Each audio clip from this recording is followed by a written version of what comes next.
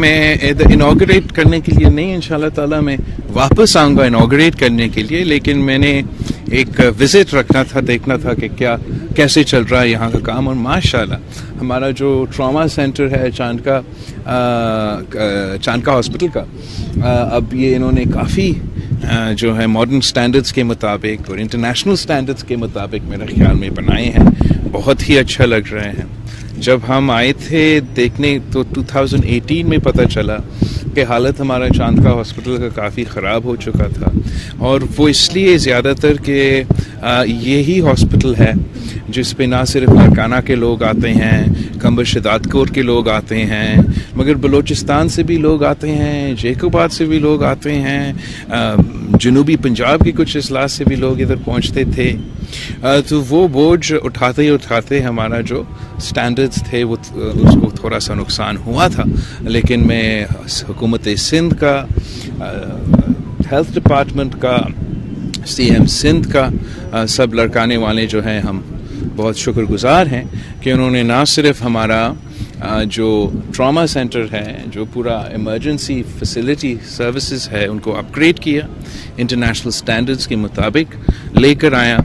کراچی میں جو trauma centre ہے انشاءاللہ تعالیٰ اس کے ساتھ لنک ہوگا، اور پھر کراچی کے ٹراما سینٹر کے سٹینڈرڈز کے مطابق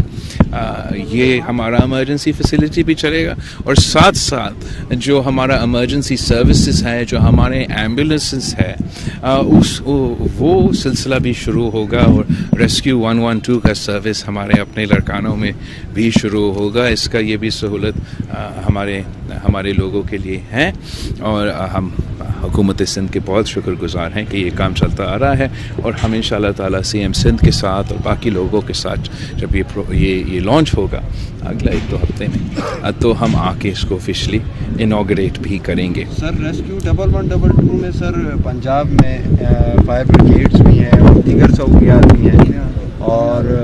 لائف سیونگ کے حساب سے بھی جو ہے بہت کچھ ہے. ابھی تک یہاں پہ صرف ایمبولینسز آئی ہیں، تو کیا فائر بریگیڈز؟ اور میرے خیال میں ایسے تو بالکل نہیں ہے.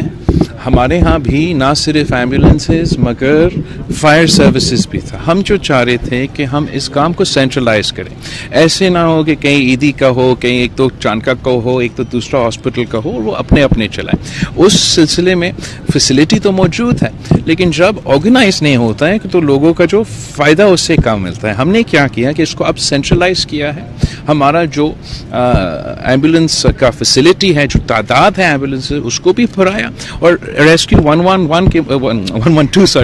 کے مطابق اب وہ نظام شروع ہو رہا ہے. اور جبکہ یہ کراچی میں تو شروع ہو چکا تھا، حکومت سندھ نے یہ کام شروع کیا کراچی میں بھی، لیکن میں چاہ رہا تھا کہ کراچی کے ساتھ ساتھ سندھ کے جو بڑے شہر ہیں، حیدرآباد، سکھر، لاڑکانہ، ان میں بھی ہم یہ فیسلٹی اپنے عوام کو پہنچائیں. تو کراچی میں شروع ہوا، لاڑکانوں میں شروع ہوا، اور انشاءاللہ تعالی NICVD کے طرز پہ کے ماڈل پہ ہم یہ جو ٹراما سینٹرز ہے کراچی میں، اسی طریقے سے ہر پہلے ڈویژنل ہیڈ کوارٹر، پھر انشاءاللہ تعالی ڈسٹرکٹ ہیڈ کوارٹرز میں ہم ان کو انٹرنیشنل سٹینڈرڈز کے مطابق، یا جو ہم نے کراچی کے سٹینڈرڈز کے مطابق اس کے مطابق وہ چلے. اور میں جانتا ہوں کہ وسائل تو کم ہیں، مشکلات بہت زیادہ ہیں، لیکن آہستہ آہستہ میں نے خود دیکھا ہے کس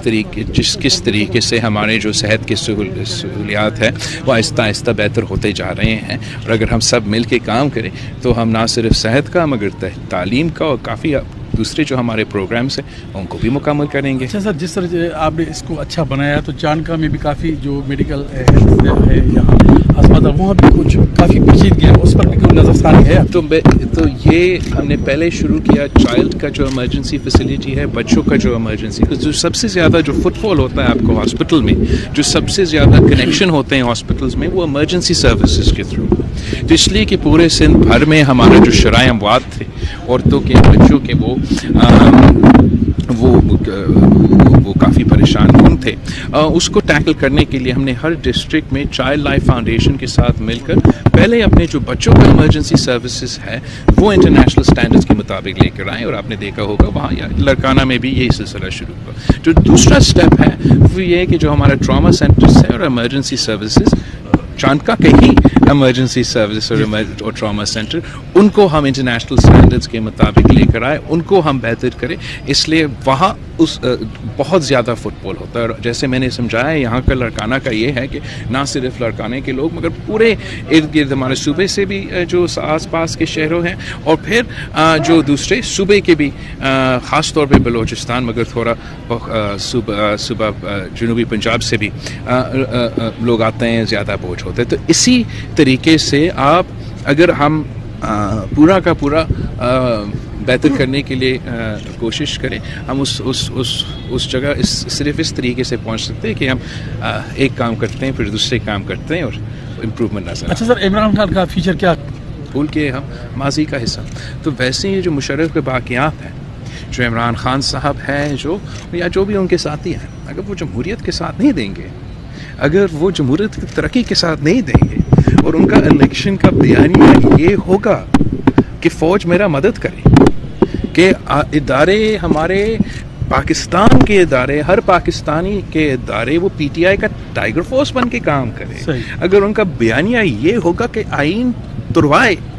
ताकि वो शख्स जो 6 महीने से सिर्फ वज़ीर आज़म नहीं रहा, उसको हम आइन तोड़ के ज़बरदस्ती उसको फिर से वज़ीर आज़म बनाएं, तो मेरा ख़्याल में इस किस्म का जो सियासी बयानिया है जमहूरियत के ख़िलाफ़ होता है, वो आमराना सोच होता है, गैर जमहूरी सोच होता है। और पाकिस्तान के अवाम को जब भी मौका मिला है,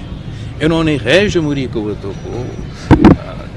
सिलेक्टेड क़ुव्वतों को शिकस्त दिलवाया है और जमहूरी क़ुव्वतों को मुंतखब करवाया है। अच्छा सर, आपने कहा था कि कल जो है वो अपने टाइम पे, क्या इलेक्शंस अपने टाइम पे होंगे या इमरान खान के जो दावे हैं उनके हिसाब से इलेक्शंस होंगे? देखो, इलेक्शंस तो आइन के मुताबिक और कानून के मुताबिक पार्लियामान का एक टर्म है और पार्लियामान टर्म पूरा करता है और फिर इलेक्शंस होते हैं। और पाकिस्तान की जमहूरी तहरीक में हमने ये कामयाबी हासिल किया है कि पहले हर 2 साल बाद, 3 साल बाद पार्लियामान गिर जाता था, टूट जाता था। अब हमने 2007 से लेके 2013 तक और 2013 से लेके 2018 तक अपना पार्लियामान का टर्म पूरा किया और ये तीसरा पार्लियामान है जो अपना टर्म मुकम्मल करने जा रहे हैं। और ये जो पॉलिटिकल साइंटिस्ट हैं पूरी दुनिया के, जो जमहूरियत को गौर से देखते हैं, वो कहते हैं कि जमहूरियत की फतह होता है जब ये तीसरा साइकिल मुकम्मल हो जाता है, कि अगर आप वो तीसरा साइकिल मुकम्मल करते हैं तो हमेशा के लिए वो आमरीत का दरवाज़ा बंद हो जाता है। तो यही वजह है कि खान साहब नहीं चाहता, वो तो चाहता है कि अपने लिए वो आमरीत का दरवाज़ा खुले और वो बैक डोर से एक बार फिर वज़ीर आज़म बन सके। वैसे एक और साजिश इसमें है, खान साहब का ज़िद पहले ये था कि जब तक उनके सहूलतकार इस्टेब्लिशमेंट में मौजूद हैं, उनके दौरान, उनका अपने कुर्सी पे बैठने के दौरान फौरी इलेक्शंस हो ताकि कोई गलत फ़ायदा उसको मिले। एक इदारा से, इस्टेब्लिशमेंट से तो उनके सहूलतकार हट के, शायद दूसरे इदारे में उनके सहूलतकार अभी तक बैठे हैं। अगर इलेक्शंस टाइम पे होंगे तो फिर इमरान का सहूलतकार किसी भी इदारा में नहीं रहेगा और उसका इस बात की बहुत परेशानी हो रही है जिसकी वजह से वो झूठ की सियासत, नफरत की सियासत, तकसीम की सियासत, गिराव जलाओ की सियासत, झूठे इल्ज़ामात की सियासत, हर किस्म का हथकंडा इस्तेमाल करने की कोशिश कर रही है कि वो पार्लियामान का टर्म जमहूरियत का तरक्की को रोके और अपना अना पे, अपना ज़िद पे वो उस वक्त जब 1/3 हमारा मुल्क आज तक सैलाब के असरात से गुजर रहे हैं, जब महंगाई अरूज पे है, बेरोज़गारी चल रहा है, अवाम मुआशी मुश्किलात में है, वो चाहता है कि इसका ज़िद पूरा हो, अवाम के मसाइल हल ना हो। आप सबका बहुत शुक्रिया।